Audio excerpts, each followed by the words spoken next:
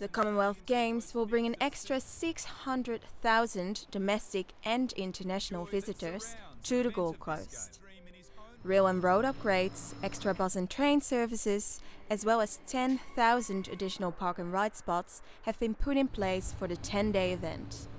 In fact, the only reason why the light rail was built on the Gold Coast was we as a government believed it was critical to have that infrastructure in place ahead of the Commonwealth Games.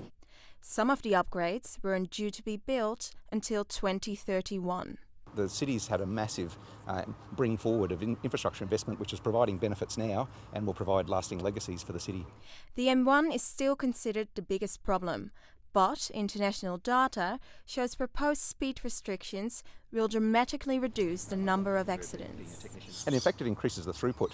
At 100 kilometres an hour, more cars can travel closer together, so per hour we get more vehicles through on the corridor.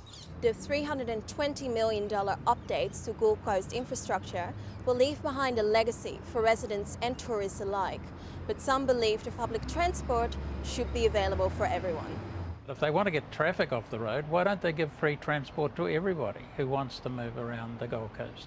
According to Goldoc, that proposition would be too expensive, but there is a travel demand program for locals. It's known as Get Set Gold Coast campaign, and it's really working it with businesses and with residents to consider whether they can reduce the trips that they do, they can retime the trips they do, if they can reroute the trips. Not everyone is convinced the transport measures will be enough at game time.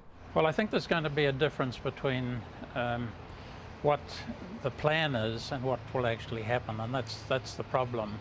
Some experts believe the absence of locals hoping to escape the crowds will help congestion. Los Angeles in 1984, they predicted chaos there, and the results basically were that traffic was never easier to get around Los Angeles than when they had the Olympics, because a lot of people either left town or didn't get in their car. The majority on the Gold Coast are hoping 10 days of inconvenience will be balanced out by a lasting transport legacy. We are a tourist city and we do want the Games here, and therefore there are some disadvantages which people have to put up with for a short period of time. Maudy Veltema, QUT News.